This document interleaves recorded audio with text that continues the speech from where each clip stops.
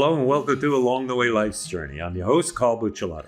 Last week we enjoyed a very far-sweeping review of the silent generation and the cultural impacts that had just affected them and how they affected our world. Today we're going to review something quite different. If I said to you, the largest birth rate in U.S. history, 79 million people, the highest attendance of colleges in U.S. history, how about Bobby and Ken doll? How about Sputnik? How about being told when you're in school, hide under your wooden desk in case there's a nuclear attack? How about if I said to you, Kent State? Or I said to you, the Thriller in Manila? Or I said the Korean War? Or I said Alan B. Shepard going into space? Or I said to you, this is the time that created the massive civil rights movement? Or the assassination of Martin Luther King, John Kennedy, Bobby Kennedy. Turn on, tune out, burn your bra, burn your draft card. Become one of the flower children, or the hawks, one or the other. Yes, we're talking about the baby boomer generation. This is the paradox of the baby boomer generation that we're talking about. Faith, family, and total rebellion. Picture a 1950s living room. Perfect family, heads bowed over dinner. It looks solid, but it's also the quiet before the storm. The very kids raised in that picture-perfect calm would soon shatter the rules and then show up for Sunday dinner anyway. How did a generation blow up the rule book but still expect faith and family to have a final say? That's the paradox we're going to explain today. Here's a snapshot from the 1960s. For the first time, more Americans started saying premarital sex was not wrong. At the same time, church attendance was at an all-time high. This was the baby boomer generation experiencing a spiritual whiplash on a national scale. The blueprint, born between 1946 and 64, 79 million boomers were the children of a war-weary country. Their parents, who had lived through the Depression and global conflict, promised them a life of stability. The deal was simple. Go to church, respect your elders, and America would provide you with a comfortable, predictable life. For a while, it looked like a solid plan. Then the detonation occurred. Then came the Beatles, the pill, and the Vietnam War. Between the mid-60s and the mid-70s, the old rules seemed to evaporate. The divorce rate more than doubled. Seminary enrollments dropped. Yet this wasn't a simple rejection of faith and family. Many who left traditional institutions said they were looking for a faith that was more authentic. Family wasn't abandoned, it was just rewritten. The Woodstock runaways still came home for the holidays, sometimes with a new kind of family in tow. It was a rebellion that never forgot its home address. The Hangover. By the 80s, protest anthems were replaced by MTV. Mortgages and divorces and daycare centers in megachurches became the new reality. The generation that had mocked the man had in many ways become him, all while still seeing themselves as spiritual seekers. They wanted it both ways, freedom and stability, a flexible faith with traditional roots. The pay-it-forward puzzle. Fast forward to today. Boomers control over half the nation's wealth, but also face the highest elderly bankruptcy rate in decades. They championed environmental laws, then went out and bought gas-guzzling RVs. What explains this? They never rejected the destinations, security, and family. They just threw out the old roadmaps. Traditional pensions became 401ks, and stone cathedrals were swapped for warehouse churches. It was a new delivery system for the same old promises. Take care of your own and find meaning. The grip that still holds. Ask a 68-year-old who once protested the system what she wants most, and she'll likely say, more time with my grandkids. The same person who once shouted, hell no, we won't go, might now worry that his grandson lacks structure. It's the homing instinct that kicks in after the rebellion fades. For boomers, there's no contradiction in attending a climate march on Saturday and the church service on Sunday. Being true to the moment is more important than being consistent over a lifetime. If you're a boomer, share in the comments below. Which rule did you break that you now enforce? And for the younger generation, what family traditions did you think were dead and gone, but are somehow still kicking? I'll read every comment that you have. List them below. The mirror for the rest of us. Younger generations often criticize boomers, but they're still wrestling with the same tensions, seeking meaning without conformity. Boomers were just the first generation with enough economic freedom to test if you could have it all. The results were mixed. The divorce rate eventually leveled off around 40-50%, not the catastrophe some people predicted. While mainline churches saw declines, Pentecostal and non-denominational ones grew exponentially. The lesson: when you loosen the old structures, some things break, but others find new ways to connect. This paradox isn't a flaw. It's a blueprint for modern life. Refusing the caricature. It's a myth that every boomer was a hippie. Many were not. Half the class of 65 still enlisted and went to fight in Vietnam. Many women married young and never burned their bra. In Black Southern churches, Midwestern towns, and immigrant parishes, tradition held true. But even these traditionalists have changed. They've adapted to female pastors, interracial families, and a world their parents would barely recognize. They kept the frame, but repainted the picture. The same paradox, just in a whole total different set of colors. So what is a boomer paradox? It's the human cycle of rebelling and returning. Faith and family are in fortresses. They're more like a magnetic field. We break away only to feel the pull again, often from surprisingly new directions. Boomers were the first to test this on a massive scale, leaving a messy, contradictory legacy for the rest of us. The goal isn't to copy their choices, but to recognize the tension. You can reject yesterday's rules and still crave yesterday's comforts.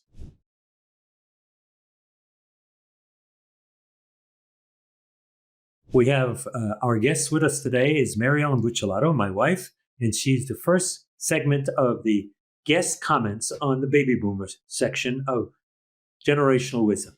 Ellen, welcome. Thank you, Carl. So this is a program that's going to give you an opportunity to talk about your background as you were growing up, the events that were happening during the baby boomer era, which you were part of, and how it helped to shape and form you as an individual. So what memories do you have of that? Well, as a baby boomer, I was born in 1953, and I was in grammar school from 1960 all the way through high school to 1972. And the topic I want to talk about is my school years, from the time I was in the first grade to the graduating high school. And what I want to talk about those 4 years is the dress code, the fashion culture of that era. So we start when I was in the first grade, 1961. And well, I'm going to take you right through junior high. The fashion dress code for church, for school, was we dressed. We dressed when we went to church. We dressed, when I say dress, I mean a little girl or girl would wear a dress and no pants, no jeans. You know, when we went to shopping downtown, we wore our Sunday best, hat, gloves, patent leather shoes to go shopping on Main Street, USA. We wore our Sunday best. Can you imagine taking the bus to go down to Main Street to go to the Woolworths or the Five and Dime or to do your banking, and you wore your Sunday best? Well, that was in the early 60s. And I remember that far back as a little girl in the first, second, third grade. Now, fast forward to when I entered high school, which was 1968. This was the era of Vietnam War, burning the bra, anything goes, drafting, cutting up and burning draft cards. And it was a very tumultuous time in our nation. And that was reflected in the culture of high school. Now, in 1968, when I started high school as a freshman, there was a dress code. The girls had to wear dresses. Now we go to 1969. That's when the school system, and I went to school in Massachusetts, the school system changed the rules where you could wear a pantsuit. So now girls, for the first time ever, could wear pants to school. Now we go into 1969, 1970, and 71. They allowed jeans on Friday. And in 72, you could wear jeans every day. So we went from proper dress, taking school seriously. We had a respect for being in the classroom, all the way to peace, love, rock and roll. Let's get stoned. Anything goes. You can do whatever you want as long as you don't hurt anyone else. And when you think about that, that makes no sense, because when you do evil things, there is a rippling effect. But that's how the dress code impacted the attitude in church, in school, in culture. And although it was like, yeah, we should be comfortable, there was a point where it went beyond comfort. It was almost rebellious. And you see that throughout the fashion culture from 1961 to 1972. And the reason why I picked fashion as a topic for a baby boomer is because I've worked in the beauty and fashion industry for a number of years, and I've watched the culture change and I've watched trends change. But I believe that when we started taking a lax attitude, and to be honest with you, if I went back to 1960, I think it was 1962, as a faith-based Christian, I'm a Christian, Carl and I are Christians, we're not ashamed to mention the name of Jesus. When they took the prayer out of school in 1962, I remember that as being in the second grade, that every day we used to do the Pledge of Allegiance and the Lord's Prayer and the 23rd Psalm in public school. Can you imagine? And of course, that was taken out. And then we watched the digression year after year after year. But the good news is that what we're seeing in culture today, as a baby boomer who is now in my 70s, I'm seeing a resurgence of some of these very traditional family and faith-based values coming back with the younger generation. And I'm so blessed to see it. It's very, very sad to see that terrible things have to happen as a wake-up call, because we've just watched that in the evening news. But people are starting to pay attention again. And hopefully, I'm not saying the girls have to wear dresses to school every day, but just be more aware of the surroundings around you, showing respect, those types of things. Yeah, it's kind of like the pendulum has a way of swinging back and forth over history many, many times for many generations. And I just heard somebody say just today, if you look at the music of the era, it kind of reflects the people. Sometimes it's emotional and it connects with your heart. Sometimes it's strictly bebop and knocking you out of the park to a different place. And so if we look back at that generation and you look at how the pendulum has swung and how it seems to be coming back now, what would you have to say to other generations, whether they're to come or the ones immediately after you? What did you learn that you would like to give to them as a message of hope? Well, the thing that I learned is, number one, I'm very grateful that I was raised in a value, moral, faith-based home. And I know some people didn't have that privilege, but I did. And as much as my parents tried to instill these traditional, conservative, faith-based values, and then, of course, our generation rebelled against it all. And I feel bad when my parents had to watch their teenage kids completely move away from everything they were taught. And yet, I would say that because I was influenced first by a Judeo-Christian biblical worldview, that even though I walked away from it for a season in my life, in my youth, that those seeds were planted. And it didn't take long in my young adult life for me to look at the life that I was living and saying, there's got to be more to life than this. And I knew that it was a right relationship with God. And I prayed for God to come back into my life in a practical application way and bring me back to the values that were once instilled. And if you've never had faith values instilled in you, or you did it with your children, I just want to encourage all of you, whether it's yourself or your children or your grandchildren, it is never too late to look to God and ask Him for His ways, and then ask Him to make it clear and to give you the courage to follow it. Thank you, Mary Ellen. As always, you inspire me and you lift me up higher and higher.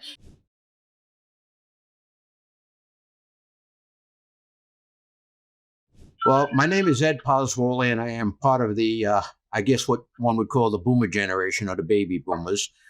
We did come out of a post-war feel-good generation where literally we saved the world from the likes of Stalin and Hitler. And there was an instilled sense of pride in America. It was a time of innocence where anything can happen. One can do anything. We can amass 300,000 people for a rock concert at Woodstock or land a man on the moon. Anything was possible. The individualism, the can-do attitude prevailed throughout our generation. But our generation was also wrought with some adversities. The counterculture began at that point. That began in the education of the school system. We had assassinations of JFK, RFK, MLK. Student protest came around the country around the Vietnam War and the draft. Both were extremely immoral and rights abrogating. There was a large organic coalition that grew around those protests. So it was a time of upheaval. The hippie generation emerged. The hippies turned into the yuppies. The yuppies became today's modern people who entrenched themselves into society today. We were against the man, so to speak, back in the 60s and early 70s, and today they became the man. They've infiltrated our system with getting involved in education and politics, in media, the false cultural icons that are out there, and they've begun to shift the policies of our country away from the Americanism and the individualism that we were so proud of, to become a society that looks more for the approval of others rather than a sense of individual pride and accomplishment on what one does. How did that affect you personally? Well, growing up during that culture, one thing that was major at that point is we didn't have the multiculturalism that we have today. And I think with the marriage of the multiculturalism and the political correctness today has taken us off our core values that we had around the family, education, in a general sense to do good. Back in the day, all entertainment was revolved around where the good guy always won. You had a positive sense of an attitude that the good would prevail. The undermining of our education system over the last two generations has slowly crept in to create one of a nihilistic attitude of looking more at the age of envy rather than the sense of pride and productiveness.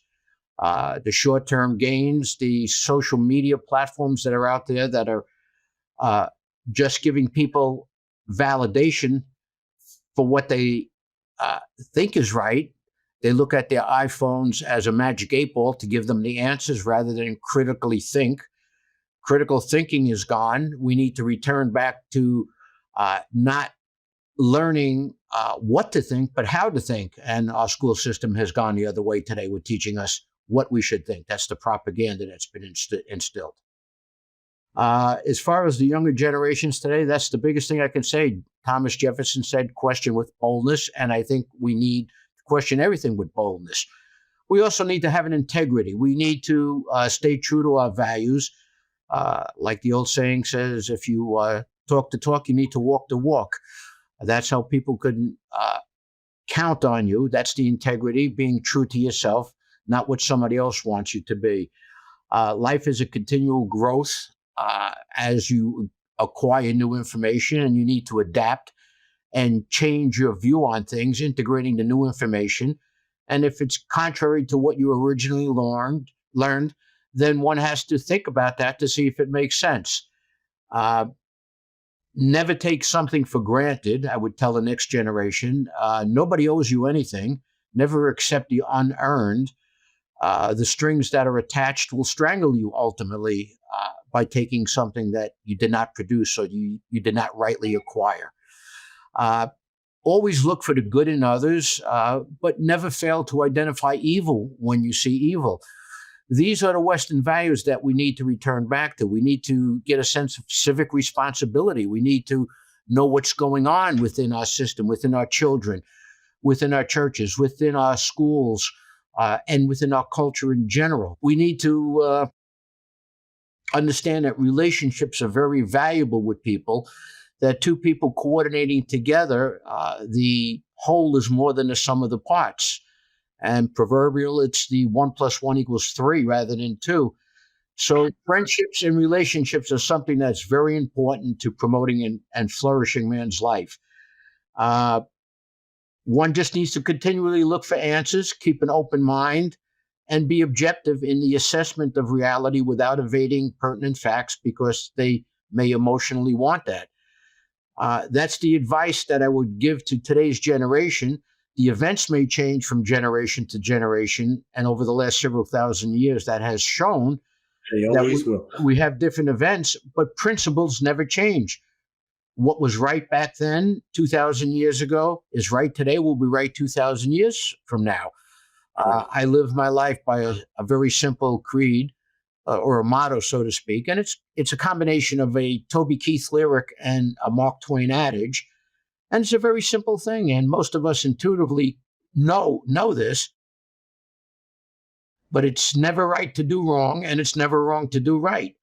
And if more people lived by those words, I think we could have a much more peaceful coexistence to promote man's flourishing in general. I agree with everything you're saying, and I have to be very optimistic because I hear you repeating what I believe, that while we look at some of the events that are going on today, and we look at the reactions of some of the younger generations today, both pro and con, we have to recognize that this too shall pass. Eventually, this too shall pass. History has shown us that when people step forward, they have a tendency to change the girth of the pendulum. The way it moves changes all the time. We just have to be hopeful, do our share, and reap out. Without question. And I will add another adage that seems to be a truism, like you said, that's been on for thousands of years. Politics is downstream from culture, and culture is downstream from philosophy or values or thought processes. And it takes 2 generations to change a culture or to change a philosophy or to change the way people think. And we've had this creeping indoctrination that has gotten us used to just a blind acceptance of what we're being told rather than question with validity and verify the facts that are out there.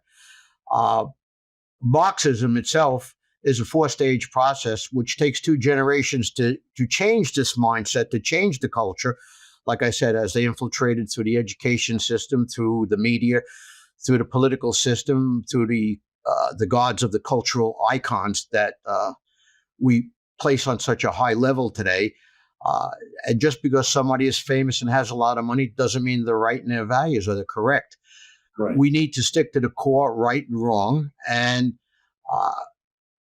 phase 2 of Marxism is once this situation is undermined, that sense of life is undermined to create doubt, then a crisis is created from picking something like racism or the economy or our foreign policy. And once again, the narrative is controlled and they instill fear. And then the government or the controlling entity, whatever that may be, whether it be the head of the gang or the head of the local organization or our federal government, comes in to say, we are going to come in and solve the problem and provide you the safety and solve this crisis. But in doing so, you've just relinquished some of your individual rights, and we can never remove our rights as enumerated in our Bill of Rights. And that's very critical to America. One of the constants in life is that mankind is endowed with this spirit of quest for freedom, to stand and to reach out and have inquisitiveness to find the truth. And if we rely on that, if we keep moving forward and trust in one another, we'll end up in a better place. Well, I think mankind in its pristine nature is good, and we've been corrupted by the events and the nurturing and what we're told. That's why it's so important to have a core set of values and knowing right from wrong on that. Right. Right. Because regardless of what they tell us, when the tree falls in the woods and no one's there, it still makes a noise. Still makes a noise. Reality is independent of what we want it to be, no matter how That's emotional, stressing it is on us. It is what it is. That's where that phrase comes from. There's an old Epictetus, old Greek philosopher, said you need to understand what you cannot change, which is what we would call the metaphysically given or the given, to understand what you can change, which is within your ability to control that situation. But what really is important is the wisdom to know the difference, to know what you can change and what you can't change. And like Einstein said, if you keep doing the same thing over and over again and expect different results, then you're not learning. That's the definition of insanity.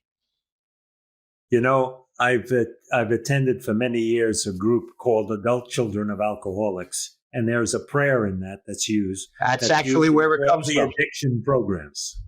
Yes. You know what it is, the Serenity Prayer. The Serenity Prayer actually came from Epictetus, from the old Greek. Yeah, that's why I just heard it in what you said. That's why it brought it to my mind again. He was the forerunner of the thought, but it has been so valuable for millions of people to recognize it and to utilize it in their recovery efforts. And for those of you who don't know, the Serenity Prayer is, grant me the serenity to accept the things I cannot change, the wisdom to change the things I can, and the judgment to know the difference, And that's basically what it's all about. That's exactly what it is. In short order, it's accepting the intrinsic, what you can change, realizing what you can change, which is the subjective, and being objective is that ability to know that difference and apply your thought process in a rational manner. So again, I'm a hopeful man, and I listen to what you're saying, and I overlap that into the culture of today and all the rioting in the streets and all the division that's been contrived by power groups to try and divide the people of the United States, the people of the world, actually. And I have to have hope that if each of us, like you and like me, stand for what we believe in and speak it often enough, change will come about. I have to believe. I agree with you, but it begins with proper identification of the current events without evading things just because you want them to be. Right. For instance, a man saying that he feels like a girl or wants to compete in sports just because he feels that way doesn't make it so.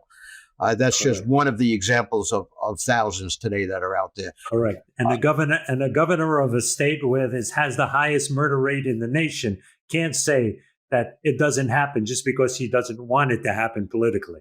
It happens. Well, so we have to be true with what we believe in. We have moved away from a situation of where you had control, you had an individual sense of control, like I said, the can-do attitude, off the old Dutch proverb of live and let live, to a system today where somebody wants to social engineer and use the threat or use force to make you alter your ways. And the use of offensive force in any situation, whether it's person to person, group to group, or government to government, or government against the citizens, the use of offensive force is always wrong.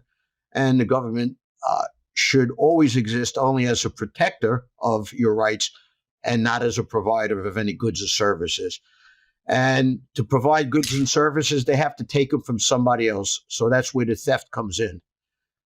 And we need to protect the individual rights, which is codified in our Bill of Rights.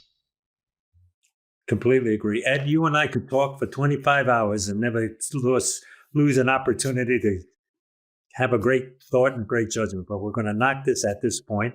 I thank you for participating in this effort because you are, in my opinion, the image of the baby boomer generation. I know you so well, and I know so many shifts in your life and so many things that you participate in, and so many times that you stand for your integrity of what you believe in. So thanks for participating. I appreciate it, and thank you. And you are a brother from a different mother for me. So, we have a lot in common, and we share many of the good that mankind needs to possess. Absolutely.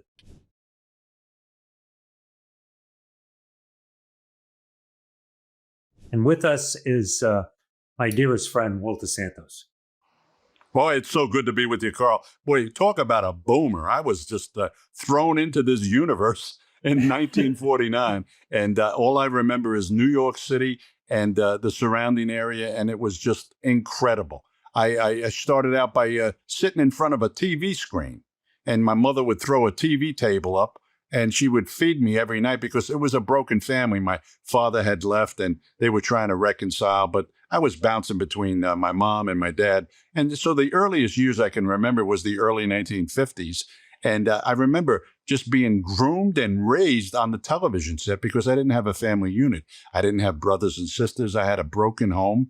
And my parents did the best they could with what they were equipped with.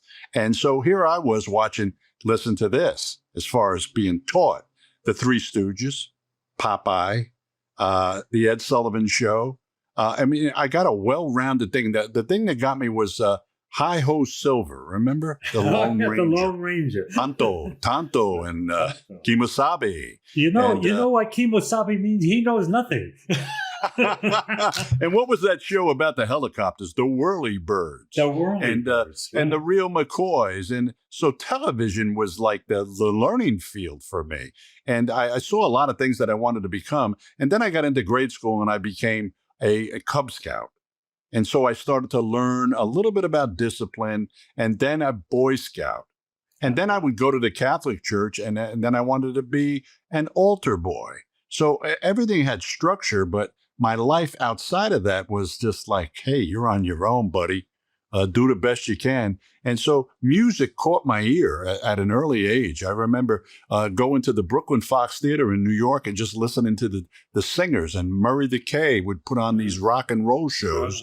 And I'd hear all these artists like doing their talent. And then I realized I had an ability. I had a drum, a rhythm beating inside me. And so in grade school, I started to take drum corps lessons and learning to play the drums. And before you know it, I was in a band, and there goes my life. I started to do all the music, and God just launched me out in the music business, but without that rooted structure that I needed. And, drugs came into play, and there I was launched out into the world of insanity. If it feels good, do it. That was the motto. And that was the era when the baby boomers were rebelling against authority and trying their own oats to find their own way, make a new change in the world. You know, some of you guys were flower children, some of you were war hawks, and it was a whole different kind of a world going on. So how did that influence you? Oh, man, I was in the inner city, so I wasn't with the hippies so much, the bell-bottom long hair guys. I was with the Soul Brothers, James Brown. And I started to do, I always walked around the neighborhood thinking I was a different color. I fit into my culture. And so I would play the part. But then I started playing Latin percussion. And so I started to work professionally. And my first job was Carnegie Hall. And I go out on that stage and everybody loved it. And I was a part of some really incredible musicians. But at the same time, internally, my feelings and the world I was in needed some kind of a medication. Because I was hurting. Yeah. And I was introduced to marijuana. And before you know it, I was introduced to hard drugs. I was snorting it up my nose. And then I began to inject it into my arm.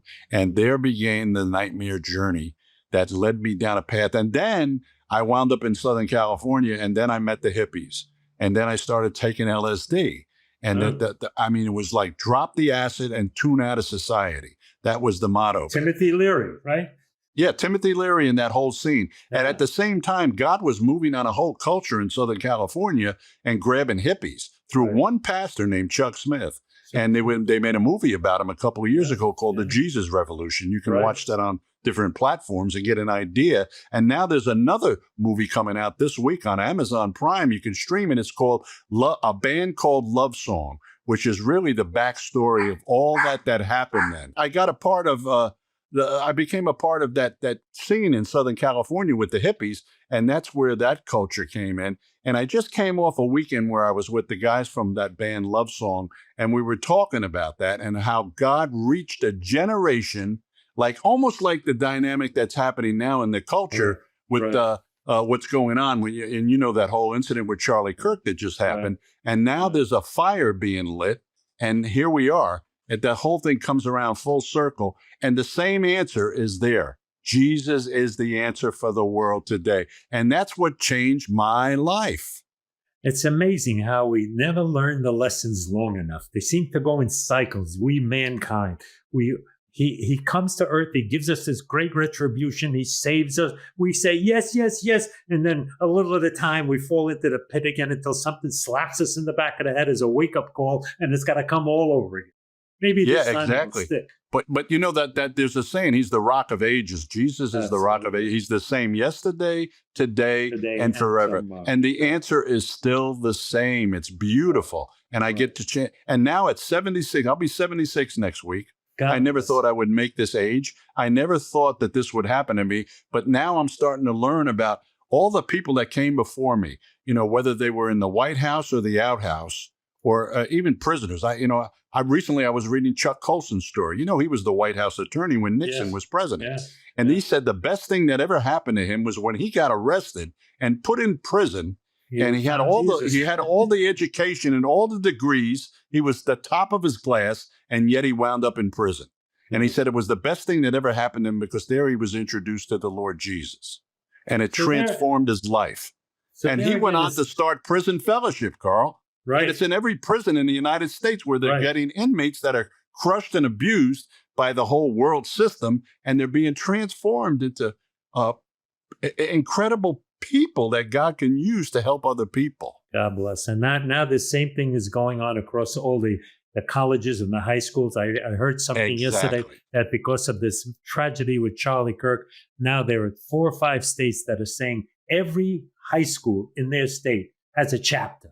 Every high school. Could you imagine that? A few years ago, they couldn't even speak the name of Jesus. They'd be run over with a roller coaster. Now every campus has it. Okay. Yeah, exactly. You know, there's an old song that goes, "It only takes a spark to get a fire going." And everybody will come around and warm up and it's glowing. That's what the whole story of Charlie Kirk is. And it's happening now. So I want to be a mouthpiece because at my age of what I've been through, there's an old saying that goes, if you want to know the road ahead, talk to somebody coming back. And that's what I'm doing. So I broadcast that and I tell them what happened to me. Okay, so that's a perfect intro. You've got this platform. This is your stage right now. Yours, not mine. What do you want to say to the generations that are coming or the young generations that are there today? You've got worlds of experience. You got all the scars having lived through it. What do you want to tell them? You know, today I'm a pastor of a little church in Ocean County, New Jersey, and everything that I've been through, and the man that movie I told you about, the Jesus Revolution with Chuck Smith, his story, he got me once in his office and he told me, Santos, it's all preparation. Everything that you're going through, the good, the bad, and the ugly, it's being used for something that God's called you to do. And here I am at 76 years old, and all that has come true. The good, the bad, and the ugly that I've been through is being used. It was used to form me into the person I am now. And now I'm sitting at a pulpit teaching the Word of God. And it just so happens this Sunday I'm in 1 Corinthians chapter 13. It's the love chapter. And that's we're doing that in our church. That's the message of this generation, that God loves you.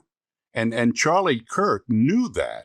He knew who he was and where he was going. And I would challenge young people today to find out who they are in Jesus Christ, to read the scriptures and realize that's a love letter from Genesis to Revelation. It's a love letter of how much God loves you and wants to use you and equip you for what's going on in this world now. You don't have to beat your head against the wall and say, why is all this happening? Well, you know, in the Bible, it says it's all coming together. It's not coming apart.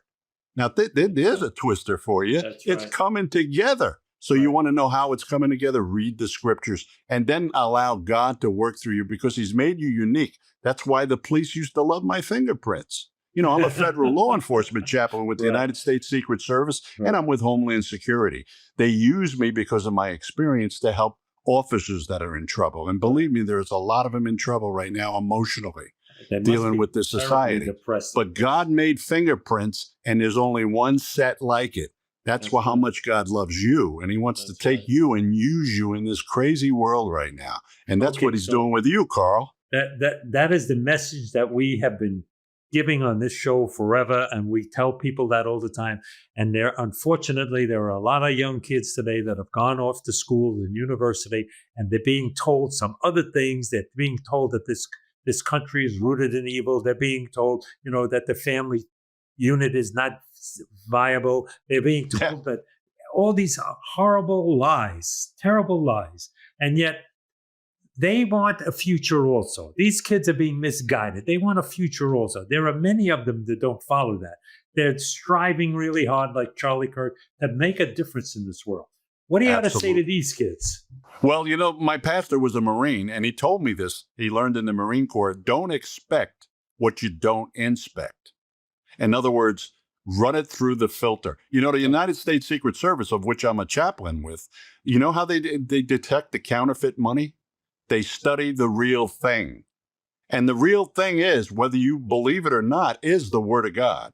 That's the Bible. Why do they have it in the courtroom when they say, you swear to tell the whole truth and nothing but the truth to help you, God? And you swear on the Bible. But the Word of God is precise. And it's all coming together right now. So I challenge you, get to know the Word of God and find out who you are, that God created you, so you can be when that happened to Charlie, it changed his whole life. And I know people that know Charlie. Rob McCoy, who spoke on TV last week, I know him. He's a pastor of Calvary Chapel in Thousand Oaks called Godspeak. And he knew Charlie. And Charlie had an insatiable appetite to know the truth. And that's what Charlie did when he went on the college campuses. He knew the truth, and he could fight the error. So don't expect what you don't inspect. Read the Word of God.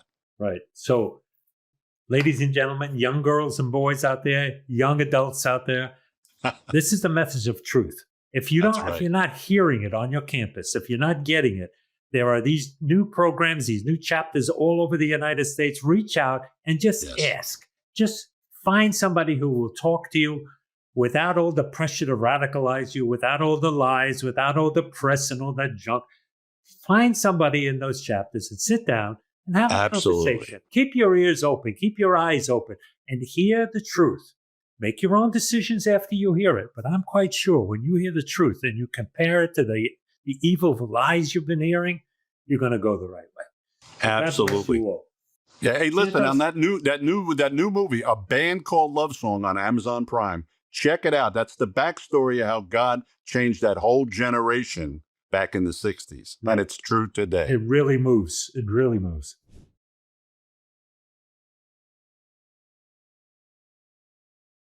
So, Vinay, thank you very much for joining us today. So what would you like to tell us about being a baby boomer, about the culture you grew up in and how it impacted you as a person? Okay. I suppose we all think we are a little bit special, and I certainly, we didn't see the 2 world wars. I think that generation was pretty special. But we saw a humongous change happen in our lives. I mean, the sort of internet hit us somewhere around 1990 or thereabouts. I remember saying to my boss at that time, he had done a LAN, a local area network, and he used to sit about 3 desks away from me. And he said, "Isn't this great? I can just email you and see if you're free for lunch." And I said, "What good is that? You could have just turned around and said, 'Hi,' or come around and said, 'No, you're free for lunch.' This thing is useless." And here we are talking across whatever it is, 30,000 miles across the world in different time zones on different days. And it has been a phenomenal change. And there is a generation that has grown up in this internet era. So that is one phenomenal change. The other change, I think, is the phenomenal change in the media and in nation states. I mean, I am very disturbed by, Canada and Australia and the United Kingdom going around recognizing Palestine, which is currently led with force by a terrorist group. Yeah. And I didn't think we would see such a day, but the Marxist media we got warned about in the late, I think Ayn Rand issued a warning in the late 60s about the new left and the anti-industrial revolution. I got hold of it in the mid 70s when I was a teenager. And here we are, the net zero scam, if I may call it, and also this, recognizing Palestine and all those movements have taken hold of the whole world. Yeah. It's kind of like we don't learn much, because when we look back over the history of the 20th century, people were saying, well, we never thought it could happen here, or we never thought it could happen now. And we look at the history of the progressives and the liberals and the Democrats, and they're not too much different than the Marxists and the Nazis. And it was like one alligator eating, each one eating the smaller one in front of it until and even though we thought that was a thing of the past, it's kind of insidious. It keeps coming back over and over again. And I guess it's part of the condition of mankind, but we shouldn't settle for that, should we? No. And it's been, America has been the beacon to the rest of the world, certainly a beacon to me. 250 years of standing by free speech. It probably is the only Western nation in the world today still standing strong on free speech. There is no semblance of hate law legislation that's coming in. Although even in the United States, we did see a very odd thing for so long from toward the end of 2020. Yeah. We saw economic lockdowns, and an orthodoxy take control of the medical industry. I'm not anti-vax, but anti-compulsion in vaccines. And any alternative opinion was silenced despite the First Amendment. And despite the First Amendment, we saw some extraordinary things happening in Facebook. For instance, there were all these fact checkers who were checking whether you were, compliant with the narrative, and not just in the lockdown, but, when it came to climate and other things, we were being checked and pushed away, put in Facebook jail, so to speak. So, and they even encourage people to spy on their neighbors and report them. That was kind of like what happened in the 30s, and then. Yeah, the Gestapo. Yep, absolutely. Yeah. So we went through that, which we never thought we would. So we didn't go through anywhere near the hard times that the silent generation did in the wars, and they lost so many people. And we should be grateful for that. But we've been through some very odd times that are quite dangerous, but I'm quite hopeful for the future. We very recently had a political assassination in the United States. Really unfortunate, a wonderful, highly intelligent, articulate young man by the name Charlie Kirk was murdered. But there is a movement afoot which is kind of combining different elements of freedom and Christianity and capitalism. And I hope that movement becomes stronger. Yeah, it seems like that pendulum is swinging back much, much stronger than anyone would have ever expected. They thought by killing this poor young man, they would silence him. But in effect, they made a martyr out of him. And now everybody around the country is reacting to it and responding. And it's a much stronger message today than it was before he was killed.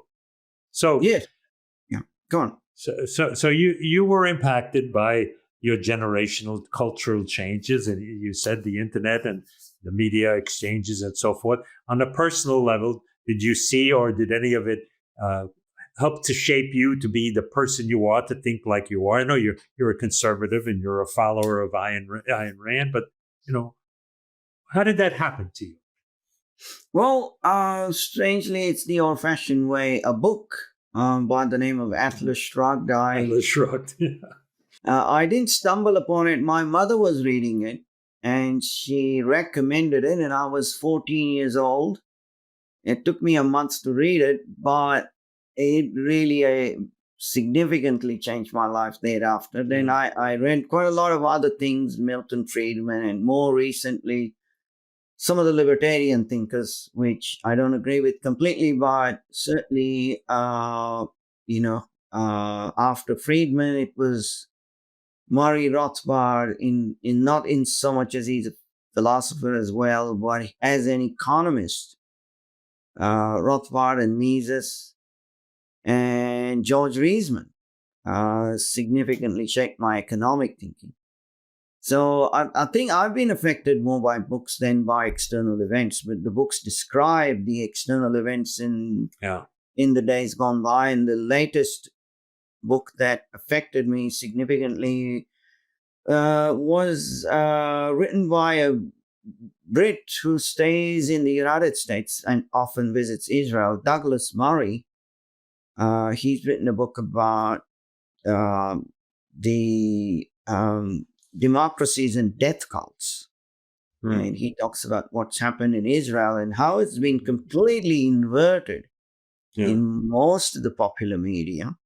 And it's been a phenomenally dangerous trend. I think that, we forget Israel's the first kind of pin to fall, if you will, the first fortress of Western civilization. Yeah.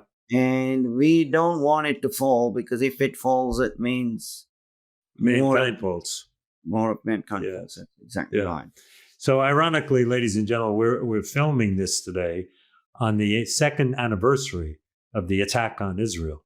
And throughout the whole world, people are demonstrating pro-Hamas. Very hard for me to understand that. Somehow in my mind, I always think the guys with the white hats are going to win. And I'm an octogenarian, but I'm still naive at the kid at heart. And I believe in good, and I recognize evil exists. So when I see this happening around the world, it's very hard for me to wrap my mind around how people can believe such things.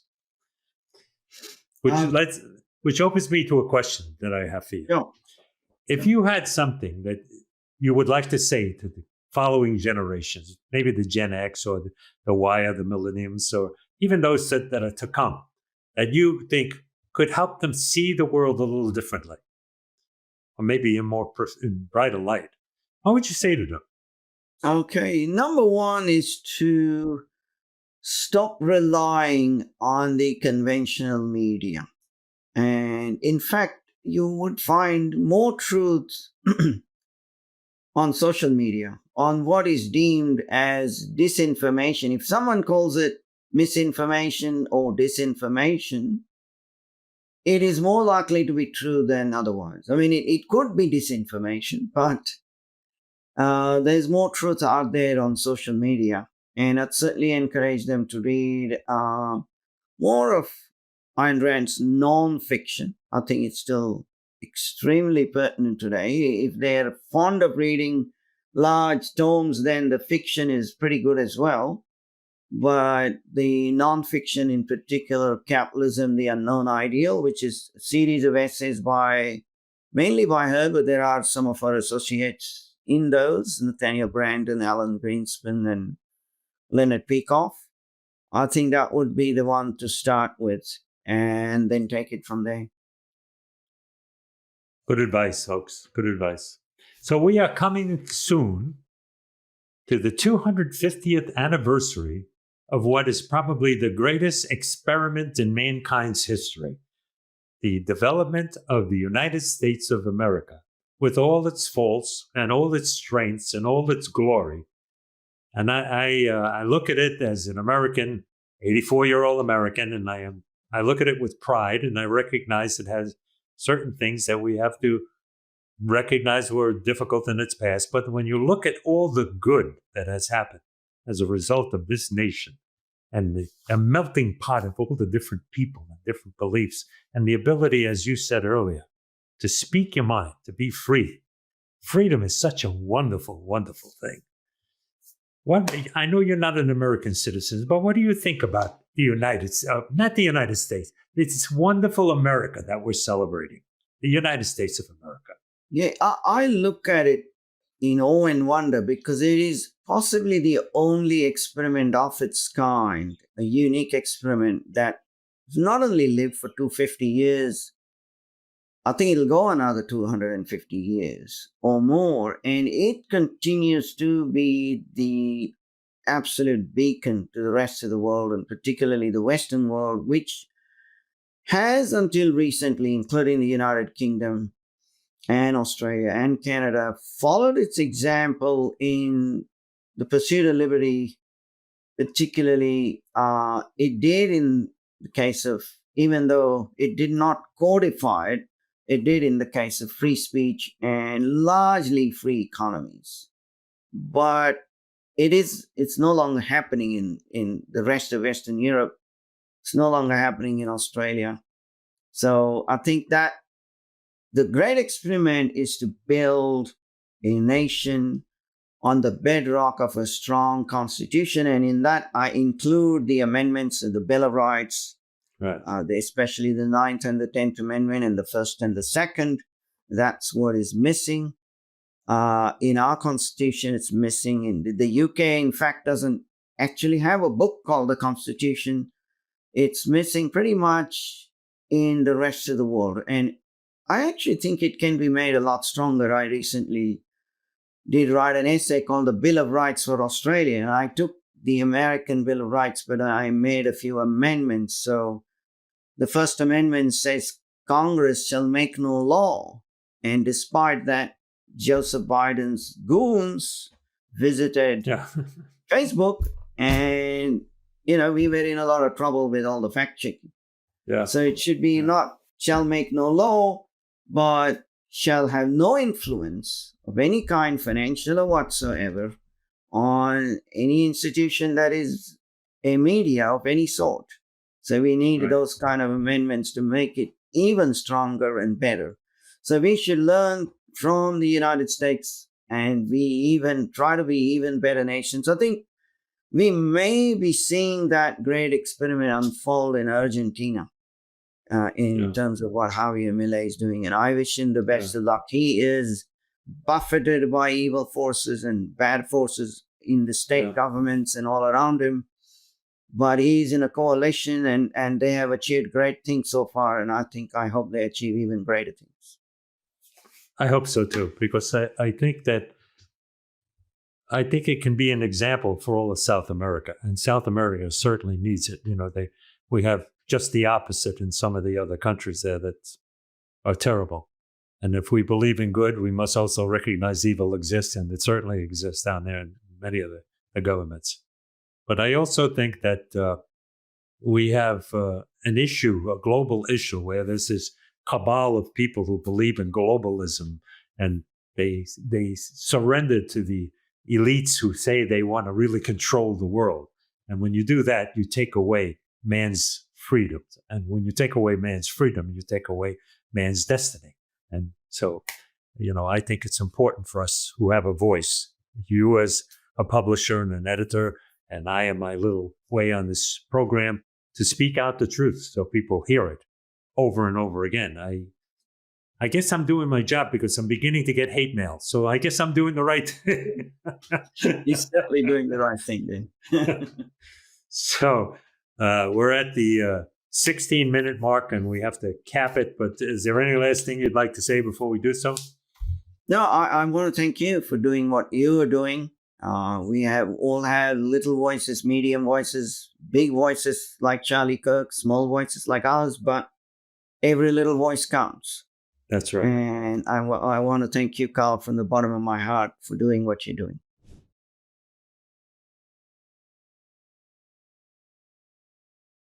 We have with us here today a young lady that I've known all her life, actually. Her name is Mrs. Andrea Saccento, but I knew her when she was Andrea Buccellato. For all clarity here, she's my cousin, and we grew up a few blocks from each other in Brooklyn at a time that was really special. Andrea, welcome to the show. What are your memories of the things that helped to shape you as a person during the 50s and 60s? During the 50s, in particular, living in Bath Beach, Brooklyn, was very safe. We had family. We were surrounded by family, and we always felt protected. But life was very simple. We There was no air conditioning. We sat on our stoops. I think they were called stoops at the time, and played all kinds of games with balls. We played in the street. We played baseball using the sewer caps, whatever, as bases. Life was different. And for children, as a child growing up in the 50s, and I see my grandchildren today, we didn't have a lot, but we had everything.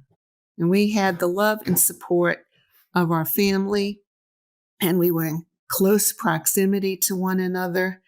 The church was very much a part of our lives growing up. I can remember helping out on, they called it catechism. Today it's CCD, helping the nuns. And they were very much a part. There was a large number of nuns growing up in where we lived.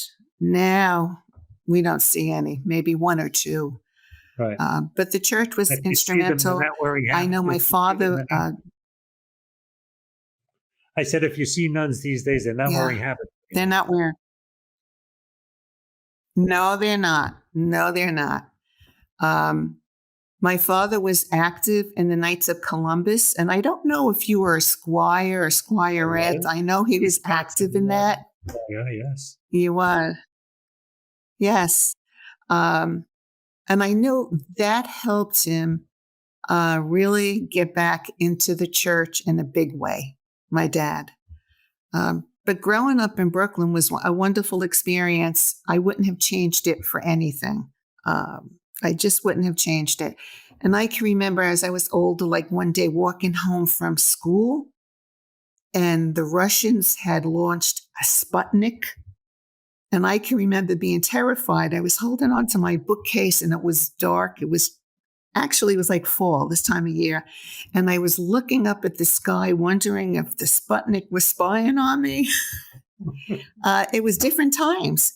And I also remember doing the drills in school where we had to get under our chairs and our desk. We had to practice in case bombs were coming. And I think back, that was so scary, really scary. But outside of that, home was a safe haven. My streets where we lived were, a real safe haven. But I remember Sputnik really got to me. Yes. So, folks, I am connecting so much with what she's saying. I'm stuffing words out as I'm talking here. I can remember one of the great things about growing up at that time was our family was so big and so connected. Something I think children are missing today is the extended family, grandparents, uncles, cousins, enormous groups of people that would get together for dinners that seemed to last all day and all night with conversation and fun, and the young children being loved on by parents and aunts and uncles as though you were one of their own. It was a wonderful, wonderful experience. And I feel so sad for kids today that don't experience it. It was. It was quite something. I do. Like today, the kids, yes, the children today aren't even free to go out and play. The parents are afraid. They have play dates. Mostly everything is organized. And we had such freedom. We just had freedom. It was a wonderful time to grow up. And I can remember my Grandma Josephine coming to the house after, my mother had baby number 2 or 3, and holding them and rocking them, trying to give my mother a break. It was that kind of growing up that I experienced. If my mother's back went out, and she had back problems, I don't know if you remember. But by the time I left and walked up the street to school and stop at my aunt's house and say, Mom's having trouble today with her back. She says, okay, myself or Flo will go. It was just so different. You really weren't worried. You just knew that people were there for you. And the family dinners and New Year's, our big celebration with the Buccellatos, was just wonderful. Yeah, I wouldn't trade that for anything. Yes. And that's the kind of, I know you, as myself, as most of us at that time, we married very young because we were encouraged that what we saw Yes. around us as family meant that there was a hope and a potential for us to start our own families and be supported and have part of a unity. Did you feel that? I know, Yes. so many people talk about the baby boomer generations and how young women burnt their bras and they went off into these crazy worlds and you guys went into all kinds of stupid, crazy things. We never experienced that. I don't know what they were talking about. You No. married at a young age. You have a lifelong marriage with a wonderful guy. I was 18. Uh-huh. And you're still married to the same wonderful guy. I was today. 18 when we were married. 62 years, Coral. 62. 62 years and 6 children and 14 grandchildren later. We're still here. We'll argue. We'll have stupid fights, but we love one another. Have And to be doing something right. That's for sure. we have God in our marriage. I used to write in my nieces and nephews when they got married in their wedding cards, it takes 3 to make a marriage. You, your spouse, and the Lord. If you don't have that, you're going to struggle. Absolutely. That's just how it is. But an important thing, too, is we were raised to honor our commitments. We were raised to honor our commitments. My parents had a wonderful relationship with one another. They did. My father, who worked really hard, he was a truck driver. He'd come in at night. Mom would have dinner, on the stove waiting because he came in after we ate. And he'd give her a big hug like Jack. He thought he was Jackie Gleason.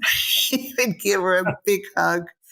And it's wonderful to grow up and have that as your model. Yeah, life was tough at times, but you get through it. You don't wimp out. You get through it. And I think it taught me to be tough and to fight through. If I have an issue, well, we go to the Lord and we fight through it together. Right. Yes. And it works. It works. So, Andrea, if you had the opportunity to take the future generations, those that are here now, the millenniums and the I don't even know what they call them, the Zs, and all the young people today and those to come. The X's, the Y's, yes. I mean, they're just our kids, basically. It's the generations that follow us. If you had an opportunity to say something to them that could help them open their eyes a little bit and see what's possible, what would you tell them? I would tell them to seize the day. Tomorrow's never promised. And if there's broken relationships, mend them. Try to stay close to your family because they're the people that will support you and help you. Get connected to a church. I'm a Catholic, and I'm very connected to the Catholic Church. If you're not, be a Christian. Go to any Christian denomination, but make sure you have Jesus in your life because he's the one that's going to carry you over those broken bridges. Yeah.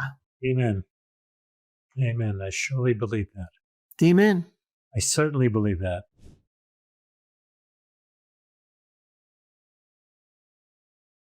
I'm calling this series Voices Through Time. Today we're rewinding the quiet rebels of the late 20th century, Generation X. Born roughly between 1965 and 1980, this group grew up between analog and digital, rebellion and responsibility. Let's uncover how their world shaped them and how they, in turn, changed ours. The world that shaped them. Generation X came of age during a time of massive transformation. Think about it. The Cold War, the fall of the Berlin Wall, MTV, and the dawn of the Internet. Oh, the Internet. They witnessed divorce rates soaring through the ceiling, the economy wobble, and politics shift from post-war optimism to cynicism. Many were latchkey kids, raised on microwaves, Saturday morning cartoons, and self-sufficiency. They were the first generation to grow up with personal computers, but also the last to remember a childhood without them. They learned to adapt to blend independence with innovation. Early internet dial-up connections with speaking out to the guy next door. Now, what did Gen X actually live like? Style changes, late-night internet, and rise to a grunge music, hip-hop's mainstream reach, and indie films. Culturally, they prized authenticity over perfection, rejecting the glam of the 1980s for a more stripped-down realism. They valued work-life balance long before it was a buzzword. Many were skeptical of the institutions and preferred freedom over formality. They were the first generation to truly emphasize connecting emotionally, not just materially. How Gen X changed the norms. Gen X broke all the rules, but subtly. They didn't stage massive revolutions like their boomer parents, yet their influence reshaped everything, from media to the workplace. They pushed for diversity, inclusivity, and casual work environments. Companies began to rethink rigid hierarchies. Welcome in Casual Fridays. Their independent streak fueled the startup culture we see today, merging creativity with entrepreneurship. And let's not forget technology. Gen X built the bridge between analog and digital. They weren't digital natives, but they became digital pioneers, from the first home computers to early e-commerce and gaming. The pros and cons of their era. Every generation has its strengths and its struggles. For Gen X, the pros: resilience, self-reliance, and adaptability. They learned to navigate uncertainty with minimal supervision. They value authenticity, practicality, and independence, traits that remain essential in today's world. But the cons, there were many of them. Many felt overlooked, stuck between two louder generations, the boomers and the millennials. Economic recessions, job instability, and delayed wealth building hit them hard. Their skepticism can sometimes border on distrust, and their drive for independence may lead to social isolation. So what's this all about? Generation X might be the middle child of history, but their quiet confidence continues to guide our society. They taught us that independence is power, and authenticity never goes out of style.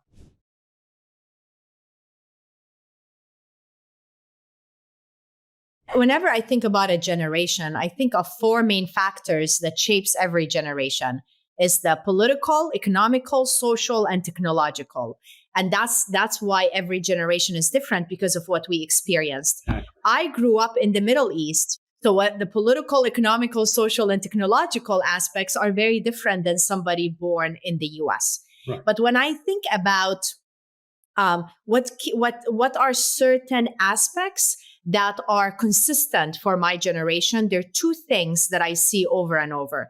The first one is we were taught early on about the importance of education. In order to advance in business, you need to get educated. A degree is so important, and a bachelor is not good enough. You need to get masters. You need to continue to get educated. And that worked very well for my generation. And we taught it to the future generations. But the challenge is with millennials, now they have the education, but also they have all the student loans. Right. So that is one aspect that I see consistent. And I know so many amazing people that are highly qualified, that they have great work ethic, that did not get promoted just because they did not have the education. So that is one thing that keeps coming to my mind. The other thing that I see consistent across my generation is somehow, for some weird reason, we tend to be afraid of losing our job. And it's different than baby boomers. During baby boomers, as they were growing up and entering the workplace, there was a trust between them and the employer. They were talking about lifetime employment. But then as we entered in the workplace, we started hearing about offshoring, outsourcing, cutting off a headcount.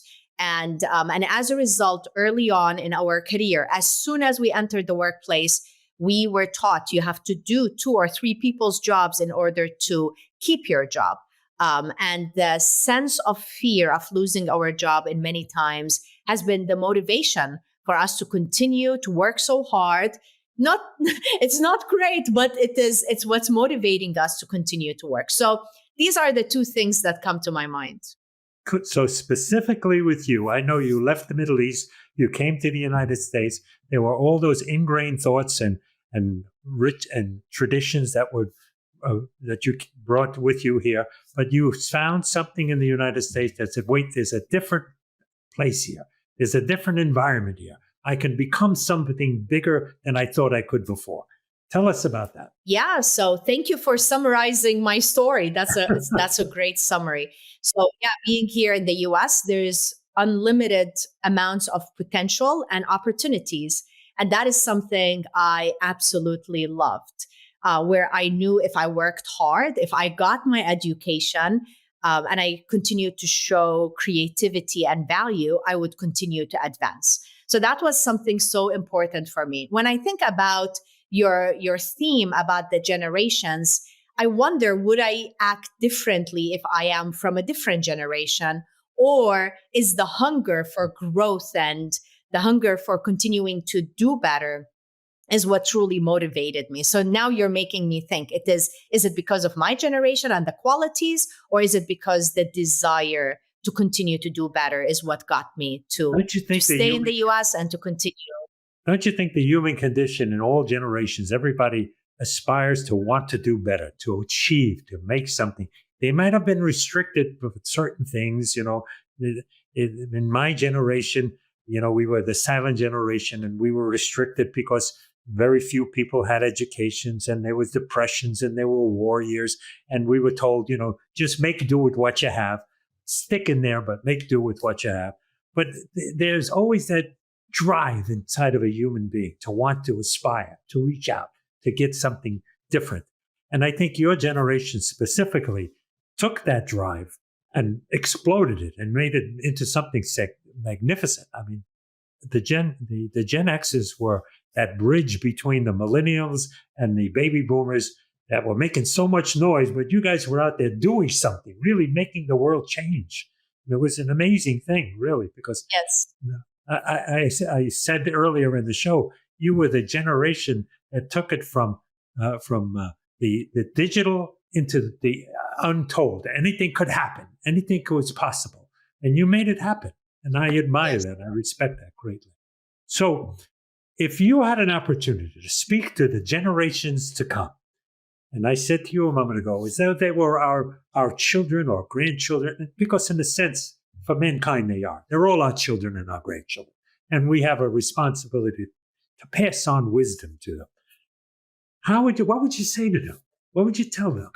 I would tell them two things. The first one is, don't listen to any other generations that judge you.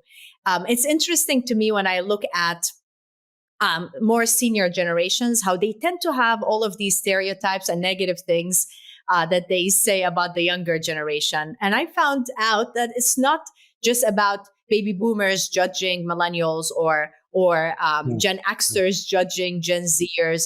It is a human condition. We've done this for the longest time. So don't, right? We always look at the younger ones. Like, right.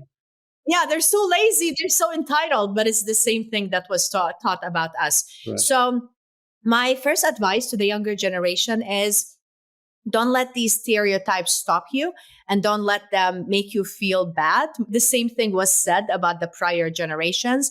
Right. Instead, use the gift and the talent that you have right now to show value. So now when I look at the younger generations, and they're just so amazing, and it comes naturally to them how they're using technology and the way they think for creative solving, use that. Show your value with the skills that come to you naturally. So that is the first thing that comes to my mind. The second advice that I have for the young generation is, look for ways to learn from the prior generations, because they set the foundation for you to thrive.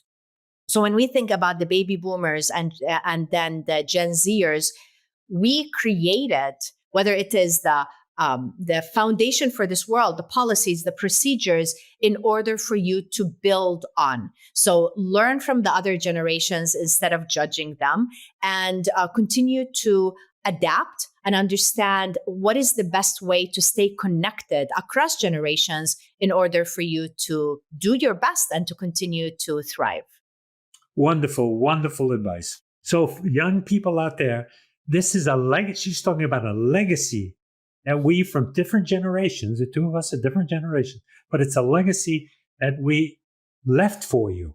We built a foundation. It's up to you to build above that foundation. Build a second and third tier to the foundation, because whether you believe it or not, you're only in your young years now. But someday you're going to be sitting here talking to the generations that follow you. And what would you tell them? What is your legacy to them? This is a brilliant woman. This is why she's in demand all over the world, because she understands these issues of life. Thank you for being with us today. I so appreciate you. I really do. Thank you.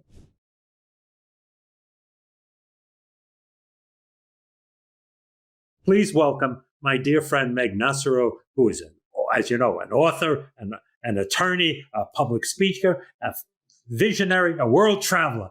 Meg, thanks for joining us. Thank you so much. This is such a great effort that you're doing. I love this. This is wonderful. Well, thank you very much. I thought it would be very important for us, especially in this time and this culture in America. We seem to have people tearing us apart so much into different compartments and telling us we're so different. I want to remind us that even though we're different generations and we come from different viewpoints, we are all Americans, first and foremost. And we're entitled to our different opinions and decisions. But that's what makes America great. This diversion of ours that helps us to learn from one another and grow. So you were born during that period of time when the Gen X came over and took over for the baby boomers. And it was a remarkable change in America. And it was part of your life. So tell us, what were the things in your cultural time and your society that helped to shape you and help you to become who you are today? You know, I know you a long time, and I know you had a metamorphosis. You changed a bit along the way. So tell us about Meg and what were the things that shaped? You know, one of the things that comes to mind is that we survived in a time where there were no telephones. I always wonder, how the heck did we get around without a cell phone? Because we did. And literally people picked us up where we were supposed to be at a certain time. There was a ton of accountability, because if you weren't there, you were done. But at the same time, we managed to figure out tools to get us through certain things that today are just second nature and we don't have to think about anymore. Like, seriously, some people do never memorize a single telephone number in their life because everything is right there in front of you. So I think that our brains were forced to memorize certain things in a way that you don't have to anymore, that we were forced to figure our way out of certain situations that you don't have to anymore. And I think that really does, in fact, benefit the way we see the world now today. We're very resilient. We shift when we need to shift. And like you said, I've transformed myself. Well, one thing isn't working out anymore. I don't look at the wall when the cage door is open. I'll turn around, because that literally was the way we survived our childhood. Right. And who will forget the screaming out from your parents, screaming out the door, come home, right? I mean, that is the way they got us back into the house at night for dinner. So, I mean, I think that my daughter and my son, who are definitely in another generation, wonder all the time, like, it's another alien time for them. Isn't it amazing what they think? Everything. So, ladies and gentlemen, I just want to remind you, she made a point about saying something. Some of you I know many of you, like myself, understand what that meant, but some of you may not understand that there was a time in America where children could go out to play outside, even when it got dark, and they were safe in streets, and they were collective together with their friends in a wonderful, warm environment, and the parent would just open the door and yell back, "All right, time for dinner. Angelo, it's time to come for the pasta." You know, it was that time in America, right? Yeah, for sure. Literally, ignorance may be bliss, Carl. I don't know if that's a component of it as well, and whether we were followed by the angels, perhaps, when we were outside. I don't know. I'm not going to leave that out off the table. But I will say this, like, the people who are in my generation, we always shake our heads when some people complain nowadays, because you're like, you have no idea. And I feel like my parents were saying, you don't understand. You have so much more opportunities now than we had. So that being said, and I'm super grateful for, they say we stand on the shoulders of giants to see further. I'm so grateful for my parents who opened doors for us that were not necessarily easily opened for the baby boomers, that in our world, we never knew that there was anything that we couldn't do, really. Right. That was very different from the stories that my parents tell me, and that is something that I very much don't take for granted. Yeah. We have a society of people who have grown up with their own turmoils and their own struggles and their own needs. But when you compare it to the preceding generations with depressions and world wars and gigantic recessions and things of that kind, each generation forgets how difficult it was for the generation preceding it. But the generation preceding it must be respectable to what it took for people like you to make those paradigm shifts in our culture and in our society. The world changed so much. I mean, your dad and I would never, at a certain point in our lives, we would never dream of casual Friday becoming something that it became, where people could dress any way they want and do the things and accomplish the things that we always thought were beyond our reach. Really. I do believe this to be true, though. I think that one of the lessons, if you spoke to my father, obviously this is not the baby boomers, this is the next, he was a baby boomer, is at the end of his career, I believe to be true that he doesn't regret much, but I do think that he wishes that he broke off on his own sooner. So, and I'll tell you, this is very interesting. By him taking that leap of faith, it empowered me to do so as well, because we do look up to those who raised us, right? That example. And I do, I know this to be true as well, is that my children may present as not listening to me, but we're like that little thing in their tiny little ears that, keep them on the straight path. As long as we keep speaking, even though they might not be listening per se. Right. They're listening, but they're not showing us the same. So, yeah. So what was the thing that shaped you out of your generation? What gave you, I know you just credited your dad, of course, and you credit, the experiences and the nurturing that you got from your mom and your dad. Wonderful people, both of them. I knew them for many, many years. But what is it that the thing that you say helped to shape you to take that reach, to move, to be that, have that independent spirit to go forward? When you have a solid support system, you can jump. You can do whatever you want because you always know that they have your back. Yeah. And I think that that's really important as we navigate the world. And also, my parents moved from New York to Florida. They had nobody here, but they made their community. And I think that, and I'm really certain this is also, it doesn't matter where you came from, like how you show up today. It really matters how you support and present yourself and show up for each other anyway. Sure. And, I think that this competitive edge and everyone trying to one up the other person and do better, than the collaboration's missing. So I do believe the thing that has catapulted me is that I've been surrounded by incredible people who've literally fed into me, all the wisdom and all the life experiences. And these are my colleagues, people who are my same age group, or maybe even younger. Even I've taught kids for a long time. I learned so much, but never always staying curious that the lessons to be learned are right in front of you, ready, and observe. And I love Mary Oliver's quote, pay attention, be astonished, and tell all about it. And as long as you're in the moment, paying attention with this incredible awareness that perhaps the answers that you have will be answered if you trust, and certainly, take everything that you've been given in your life and then being of service to others, then it'll be definitely more fun. Definitely much more fun journey along the way, as you would say. I love that. I hear loud and clear, waste nothing. Use everything that's given to you, all the experiences, all the information, all the guidance, all the predecessors, all the failings, as well as the successes, because I know for myself, I learned much more from my failings than I did from my successes. Absolutely. No doubt about it. So now you have an opportunity. The platform's yours. You're the world sage at this moment. You're the Obi-Wan Kenobi of your generation. What do you have to say to other generations? I know that's a tough spot to be put on, but I'm doing it intentionally. You have a chance to speak to either generation, up or yet to come? What do you want to tell them?